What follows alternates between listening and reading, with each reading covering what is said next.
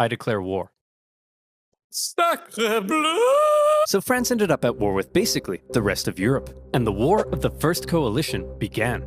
At first, France struggled, but then they started to do surprisingly well, and in many conquered territories, they began to establish sister republics, exporting their revolutionary ideas across Europe.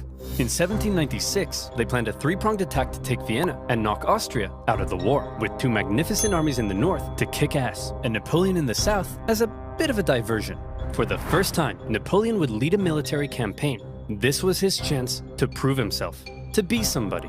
And what a general he proved to be. The army he was given were demoralized, lacking equipment, and underpaid, but Napoleon galvanized them with inspirational speeches, and he took them into Italy. He was outnumbered, and his campaign was partially meant to be a sideshow, but he made it the main show.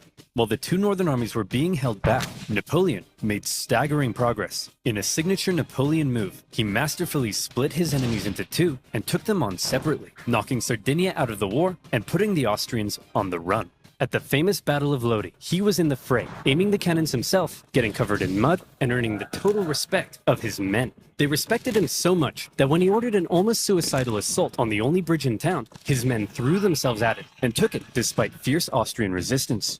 For Napoleon, it was all he needed to confirm that he was the greatest human who had ever existed. Wow, Napoleon, you're pretty great at this military stuff. Just be careful your head doesn't get too big. What did you just say to me, you little prick? And as Napoleon swept through northern Italy,